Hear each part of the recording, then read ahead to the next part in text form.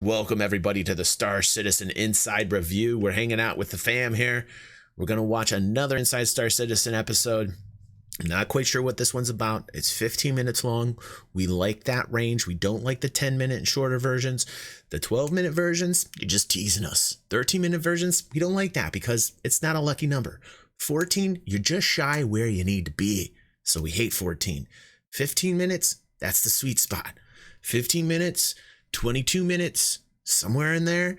That's kind of how we like the shows. Let's see what they're going to talk about 3.6, I believe. I believe that's what it was titled. So I'm actually looking very forward to what is about to happen here. So let's watch together, fam. What's going on, Sky?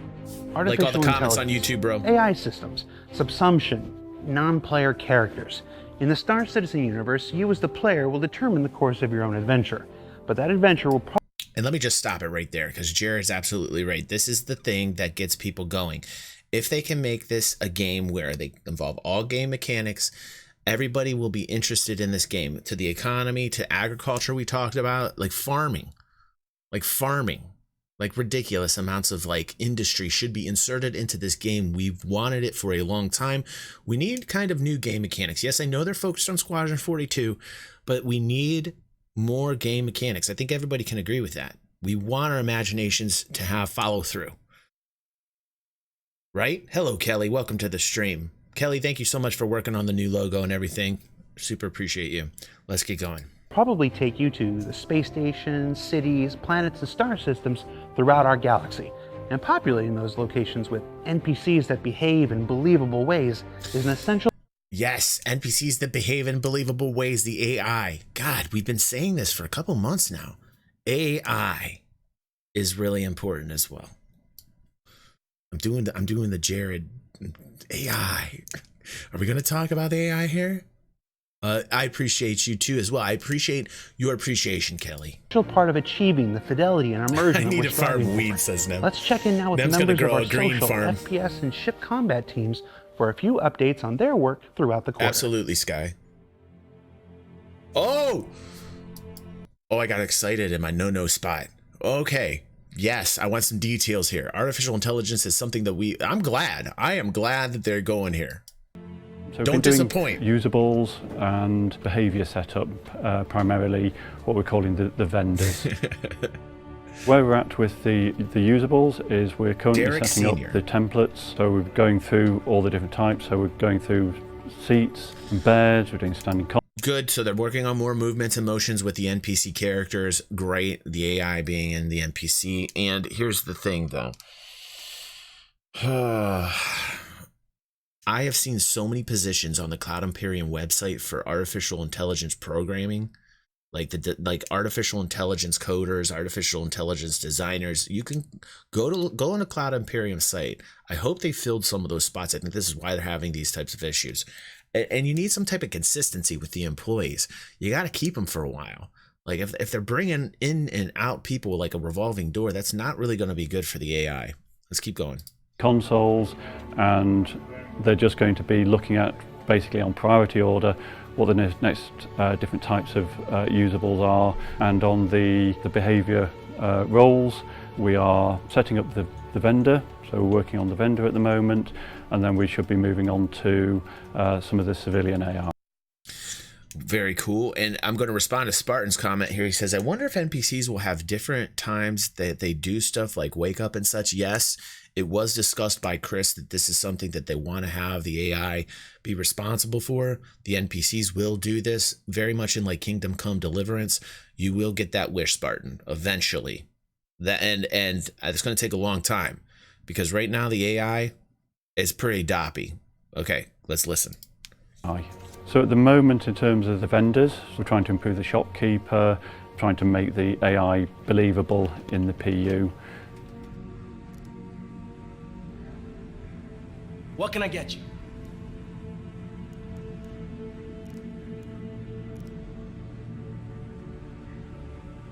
That's pretty smooth.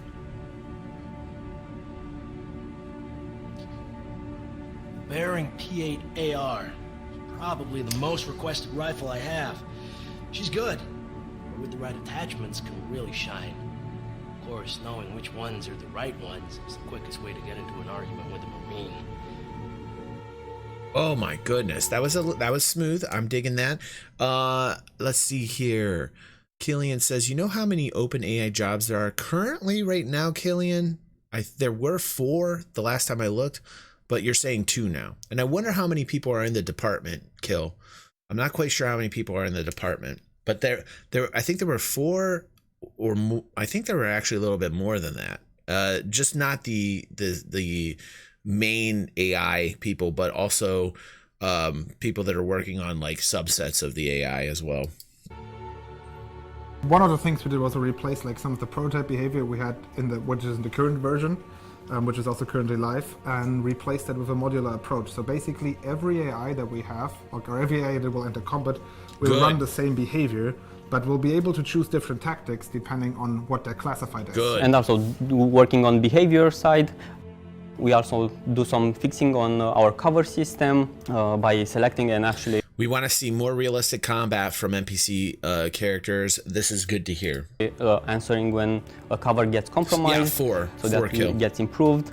We also work on improving the tactical point system. It's a system that helps NPC for planning by answering to requests like give me the best cover or give me the best position in open space for shooting at the target.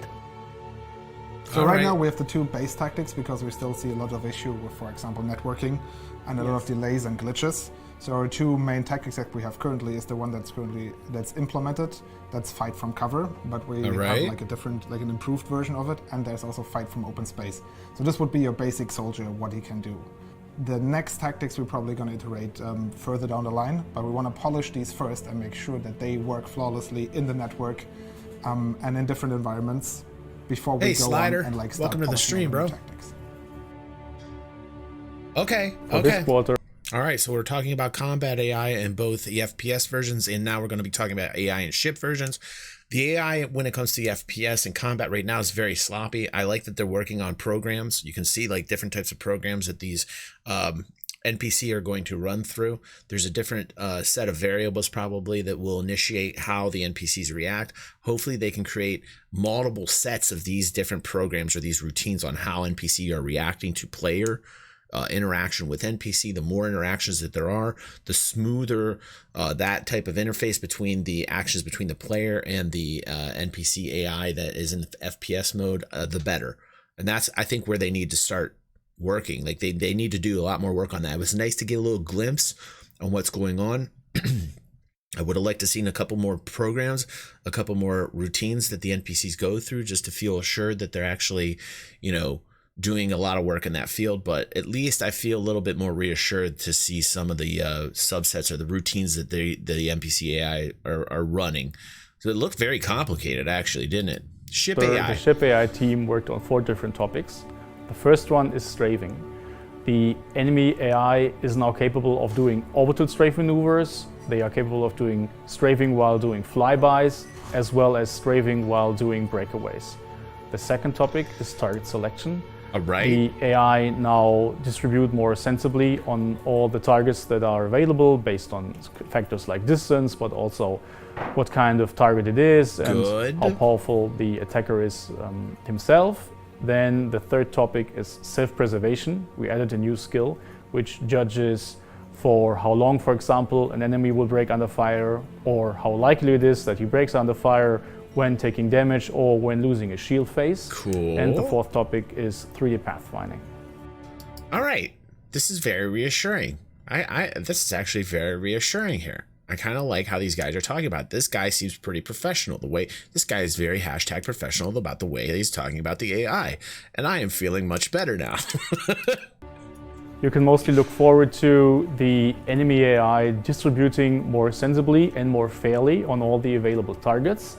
And the enemy AI will also do orbital strafe maneuvers on the player, meaning they will try to strafe around him while facing him and getting some shots in. The better the AI player, the more often they will do it, and the longer they will do it at a time.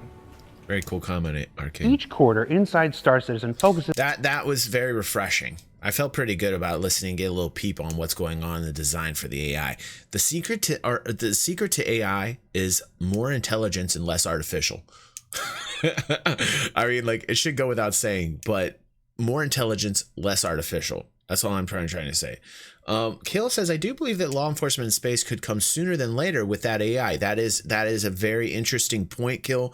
Very well said, dude. Maybe 3.6 will implement some of this. From the comments that we saw from the 3.6 patch notes, I don't believe that it's going to be anything substantial. I think post 3.6, you'll start to see the law system in conjunction with the AI, because the law system's very, very dependent upon the AI right now, ship AI. And I think that's one of the kind of hurdles right now. They really got to focus and crack down on the AI, and to see that was very refreshing. And I think, Killian, you're absolutely right, dude.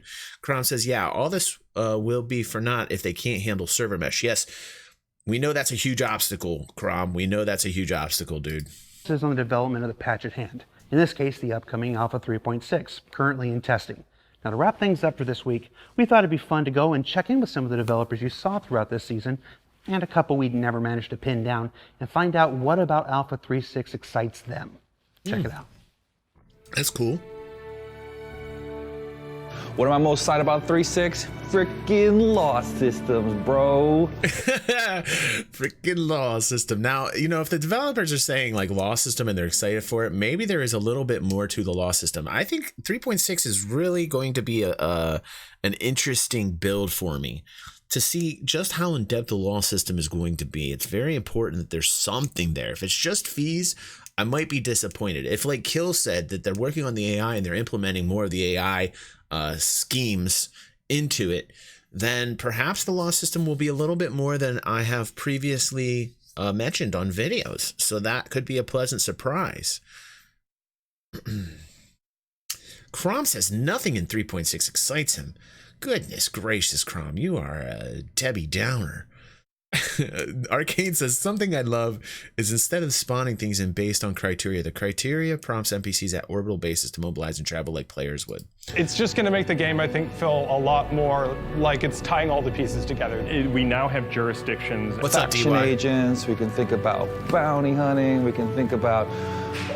Okay, we're talking about the law system even more, and I'm getting more. I feel that initial hype that I once felt before I saw the 3.6 patch notes. So if they don't have this in 3.6 in some regards, I'm going to be upset about this additional hype that I am now feeling for the law system once again. Welcome to the stream, DY. It's good to see you, bro. Let's see here. I mean, spontaneously appearing enemies would be annoying AF, but if they function like it's a living, breathing universe where every type of AI move like players could be much better and less immersion breaking. Yeah, I think when we're talking about the NPCs and the AI controlling the NPCs, SAP, eventually what they want to do, as far as the NPCs that you can rent for your ship, for instance, they want to give them some type of schedule. So that's the first instancing or mention of NPCs having their own schedules. I think from that point on, you might see this in regards to other NPCs, not so much in missions. Like, I think missions, you're still going to have the spawning where the NPCs spontaneously spawn in an area when a mission starts. So, these NPCs won't have like a lunch and then go, hey, I'm going to go out to Yala and I'm just going to hang around because I know that there's a mission out there that a player is involved in. I don't think you're going to get that level of detail, any type of detail on the NPC AI ever. But I think what you're going to get is you're going to get some type of scheduling with NPCs in regards to like your own personal crew that are NPCs. We talked about that. We actually talked about that. If they roll back the Crom needs a meteor crash to get out of bed, says Kill. Or he just needs a really good piece of meat that he can put on his rotisserie because he's all about that barbecue, man. Slider says, if they roll back the actual flight model that is on at the moment, which is a copy from 2.4, but worse, I'll be playing 3.6, says Slider. Interesting. Arcane says, I don't know if I'd get into the testing for SC, but if it makes it to game state, I might get into SC. You should, Arcane. I can tell you right now, playing SC, there's a lot of people that would debate you and say there's not much to Star Citizen right now, but there is. Like, honestly, you can log in with friends, you can fly in the same ships, you can fly missions together. Some of the missions are a little janky, but the sites are great. Like going off from an area and launching from a planet or a moon and landing on another one, or going to an asteroid belt, like all these things and seeing all these things are very fun. Yes, they can be glitchy at times. Yes, it can be frustrating at times, but for the most part, you can actually have quite a good time playing with friends right now, as the game is. Police, UE advocacy, so many things. This is like Crom says, if you can get in a large group, you can make outstanding PvP missions, and we've seen that. Like Rexzilla is a really interesting guy who makes really cool PvP videos that I've watched. They're not as, like, he makes them look very polished and like there's no glitches and things. I've watched his stream a few times and he suffers plenty from glitches. Trust me, when he organizes these large operations, they can go 4, 5, 6 hours at a time, and then he takes, you know, the best parts of what he does. So he even is frustrated at times in regards to what he has to deal with, but it gives you an idea of what the game could be. And this type of criticism, this constructive criticism that we do on the show, is really important because it helps other people focus on the things that we think are the most important aspects of the game. Right now, AI, like Crom said, server meshing, super important. Obviously, we all know server side OCS needs to be, that's going to be the biggest hurdle right now. Matt says, there isn't even that much detail in your simulated universe. I don't technically exist. After I play online with you or whatever, I cease to exist. Everything else is fabricated for immersion. Matt. the glue that we need in order to make all the disparate gameplay features make sense. We've got new locations in there, like a junk site. It's kind of a salvage yard where you take a stolen ship to be chopped up. It's not the Wild West anymore, and you're able to have repercussions for your consequences, for your actions, whatever that was. How about Law and Order? Is that a ship? Law systems. I love Law and Order. It's a really good show. It's your choice of what you can. Man, if Law Systems doesn't hit on 3.6 like these guys are hyping it out to be, I think you're going to have a couple angry citizens hanging around, man. Like they're really hyping the Law System right now. If you want to shoot someone in the head, shoot someone in the head, but the consequences are going to be pretty dire. Chased by the cops, stuff like that. Come on, that's awesome. The kind of idea that not only do we have the UE governing everything, but the individual planets get a say in their law, and you're seeing that as you fly around. Every single action that you make in the game. How much of this do you think is actually going to be in 3.6? I will be shocked if they implement like this law system in totality, like they're hyping it up right now. They're making me excited. They're literally making me excited right now that there's going to be more of a fully functional law system than I originally thought. Even after looking at the 3.6 patch notes that were leaked that SIG gave directly to the Evocati. And you guys can check that out on my YouTube channel because we went over that comment on that video and we were like, oh, it kind of like that's how I felt when I read the comments. So I'm really hoping that, you know, this re-hypification is going somewhere in 3.6. Game matter. Most actions, maybe not every action, but a lot of them. It's a work in progress. Look at it. Probably DY. I want to tell you about something because it's really cool. Maybe kill, maybe dude. Oh, black market stuff. Through the time investment and just collecting boxes of stolen stuff from other players. Things like drugs now. Everybody knows I love the black market. Everybody knows that I want it to be more player driven. We're not going to have necessarily that, but I want to make sure that the algorithm responsible for supply demand mechanics is pretty dead on in terms of the buy and sell. I want a more robust trading screen that gives you buy and sell types orders, not just missioning A to B. So these are things that we've talked about in the past, but I am excited for this new black market coming into the game, and I am excited to see how it interacts with the law system as well. I think we're going to see a lot of fees in the first implementation. I think you're going to see fees. I think that's how they're going to introduce it first. Boba says to games, when you get a chance, read the message I sent you in Patreon. Okay, will do, Boba. Thank you for notifying me, man. Yeah, DY saying they think they're going to implement this in like phases. I agree with them. I think they're going to like keep adding to it as the AI gets better. You know, this is why I love this show, because as we're talking about this, watching Star Citizen, Inside Star Citizen together, what I'm starting to piece together and realize from our talk is that the AI is intertwined with the law system.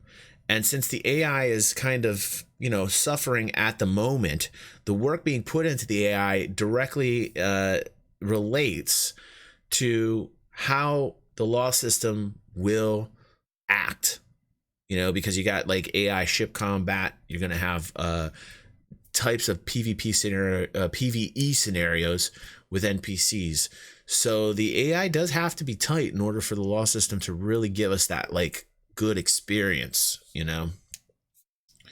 Player-driven markets for the win. We keep saying it, Crom. People disagree with us, but I will always say the player-driven markets are the best economies. Industrial players, industrial gamers do love player-driven economies.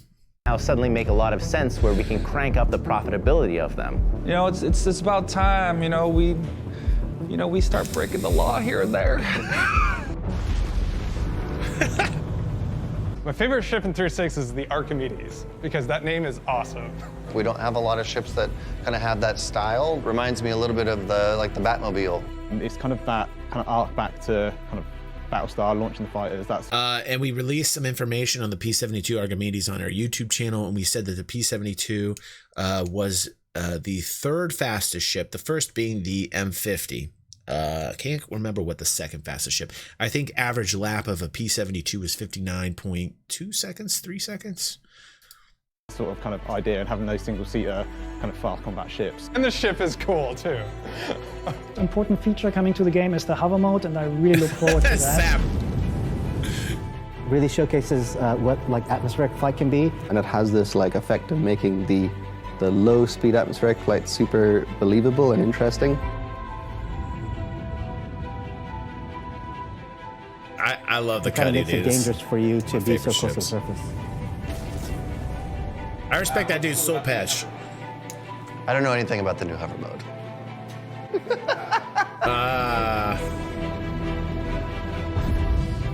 Getting the insurance claims to persistently maintain your item port customizations. So I think that's something that a lot of the players are really excited about.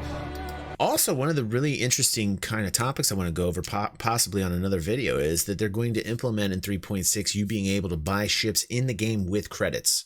So I think as a gamer, that makes me very excited, because now that you can kind of grind to actually buy all the ships that are flyable in the game with the credits is I think a good PR move for Cloud Imperiums. I think it might hurt their sales slightly, like the real life cash flow, because now that people can buy the ships in game as 3.6 comes out, it would be an interesting chart to see. It would be an interesting chart to see like the sales after 3.6 and beyond, to see like how much do you guys think that buying ships in game with credits is going to affect the real life ship sales now that 3.6 is going to allow us to do this. Something to talk about. Tell me what you guys think as we watch the rest of this. We're making a few additions to the comms behavior in the game and group behavior. So some that involves things like ship hailing, the ability to change preferences in your mobiGlas, audio widget that tells you who you're talking to and who's talking to you. Finally, the ability to automatically join a ship channel when you enter that ship. This is awesome. It brings back all kinds of like real classic sci-fi kind of tropes and interactions. So this is something I'm excited about. The rework of the Vanguard is cool because the concept image is actually being brought back to life. The ship team have been showing us the progress on the Vanguard Warden, and we sit in the Aegis conference room that has this gigantic mural on the side of the wall of the Vanguard. Let me tell you something. Go back here. I don't want to see his face. Get back here. This beautiful, beautiful ship has this gigantic mural. That is so delicious. I have always loved the Vanguard Warden. It has been one of my favorite ships, and this is one rework that I highly endorse. Loving the look of it. On the side of the wall of the Vanguard. So it's been real great to have Chris in the meetings looking up at the wall, turning around and like looking back at the screen and being like, what about those little flaps right there? And trying to get it close into like their... But still has to do much more damage than what it's outputting right now, because realistically, when you're playing it in the game, it doesn't do much.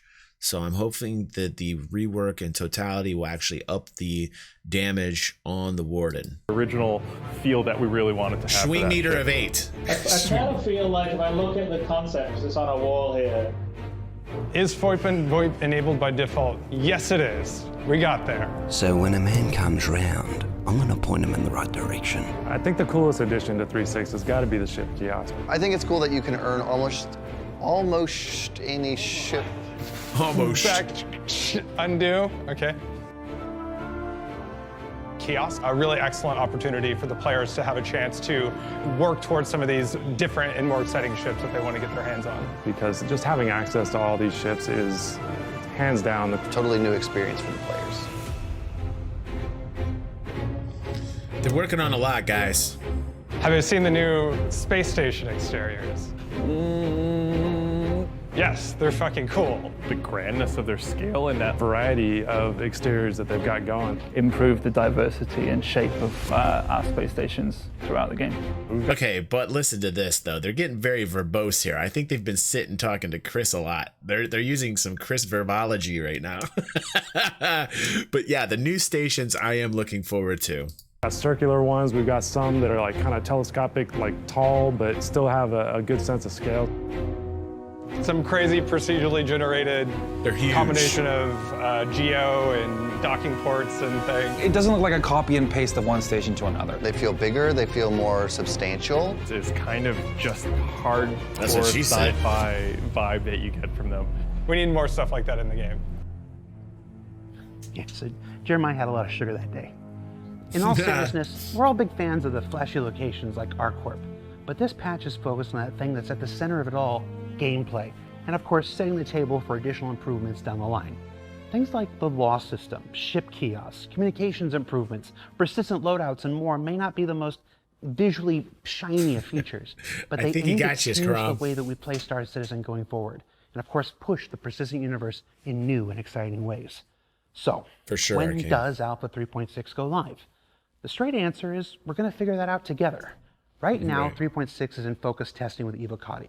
After that, we need to enable big ticket features and get as many of you all banging the pipes, as it were, to shake this thing down and make it the best patch it can possibly be. Now soon, assuming it hasn't happened already, we do film this a couple days in advance, we're going to open Wave 1 to testers and continue expanding until all Star Citizens can help. It's a process that may not move as fast as everyone likes, but it's nevertheless an essential part of making Star Citizen everything it can be. So we talked about this on the last episode. They need more QA people directly employed by Cloud Imperium and stop putting all the workload or depending upon so much against people who have literally paid to be subscribers to Cloud Imperium to do the work for them. Yes, it's important to have that number of people to find those bugs because you need more people to find different types of bugs. But when it comes down to the actual work, at the end of the day, you need people that are paid with a check from Cloud Imperium Games, making sure that the alpha that we know of, the game that we know of, is as little as possible buggy, as little buggy as possible, so that more people can actually enjoy the alpha and buy ships and support the game. Keep an eye out on our various communications channels for more information as it becomes available. Now for Inside Star Citizen, this is it. The end of our quarterly season. Drake, welcome to the stream. He says, I'm waiting on more info regarding FPS, squad support, and coordination. Whenever that'll be a focus. You know, with all the ops going on right now that I see happening, that is a very good point. That's a very good point, Drake. Alpha 3.6 is right around the corner, and just like last quarter, we're going on a brief hiatus to give our developers time to focus on the release and aftermath of the new patch and begin our production of segments and features for the next quarter. We hope that you enjoyed this inaugural season of Inside Star Citizen as much as the team here liked putting it together for you each and every week. Now don't forget to tune in tomorrow for Star Citizen Live with live game director Todd Pappy, who will address many questions you have about the upcoming patch. Until next time. All right, cool. All right.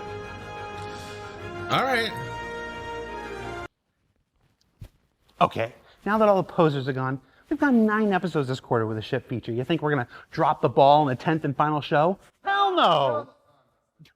Now, it's still super early, but let's go ahead and take a quick look inside the Carrack. The Carrack is going to be my first spaceship that I'm going to model. I know that fans are dissipating about it and learn news about it, so zero pressure there. Today I'm going to show you one of my main tasks, to design and model the captain's quarters. The main room is the captain's office, which has as a main focal point his Oh, that's so very Star Trek. I'm loving it right now. I'm loving desk, this. which I want to make it bulky and steady to show that it's a boss desk. The floor is a bit higher than the rest of the area because I wanted to make him look always a bit higher than the rest of his crew.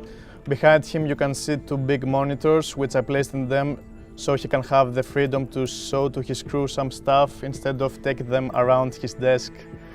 I also placed a glass ceiling with some uplight sources above his desk to make it look more fresh. On both sides of the door you can see some shelves, which probably I'm going to use one of them for a minibar. The next room is... And then I'm going to put some bourbon on top of it, and then we will all have a nice little drink. We will drink it together in the captain's quarters, and we will read very, very interesting romance novels. I love this bedroom, dude. which is big enough to fit his bed, locker, and a closet. Okay, I will show you the toilet. Wait.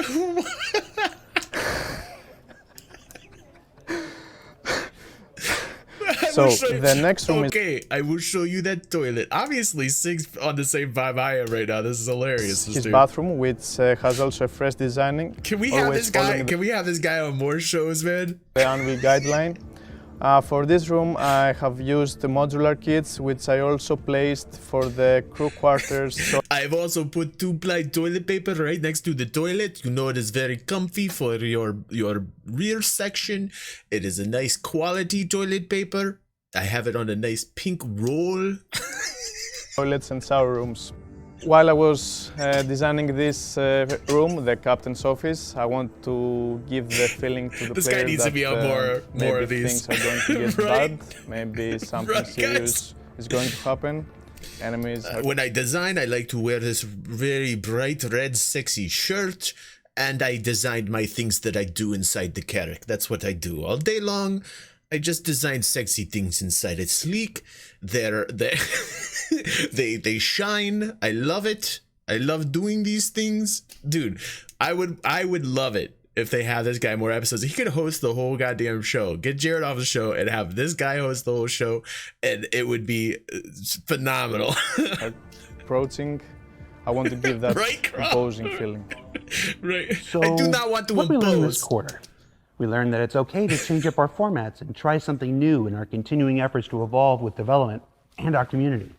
We learned that developers might not always like being on camera, but if you set up shop in their natural habitat and not here on the stage like this week, they sure do like to make their presence known while filming. And we learned that between characters, locations, gameplay, vehicles, weapons, core tech, and AI, there's a lot going on with Star Citizen's development each and every patch. To our subscribers, you get our continuing thanks each and every episode for making this show possible. And to every backer This that guy helps just make wandered into Star the Citizen shot. a reality, we'll see you next month. No. Awesome, guys. That was pretty fun.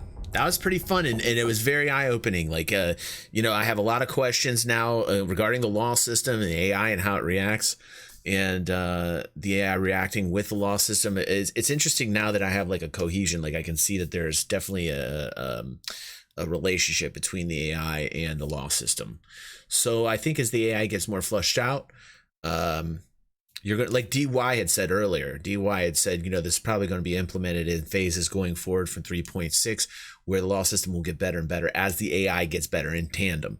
So pretty interesting, guys. Thank you so much for everybody for the support, Killian. I'm glad you're finally following the stream here, bro. It's great to see you on stream. Spartan, thanks for that $5. Boba, go check out that patron message sometime tonight, bro. And everybody, super awesome fun today. Thanks so much. I love these shows. I love hanging out with you.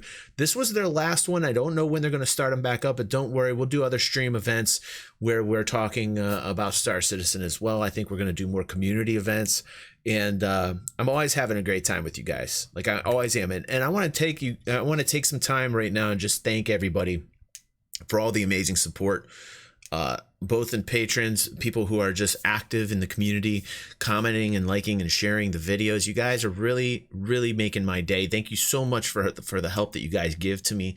And it just keeps me motivated and excited about this community, about where we're going. And the momentum is real right now. The momentum is definitely real. So thanks so much. And I will see you guys on the next vid, probably. And I'll be streaming more. Don't worry about it. Thanks so much, guys. You know I love you, fam. Peace out.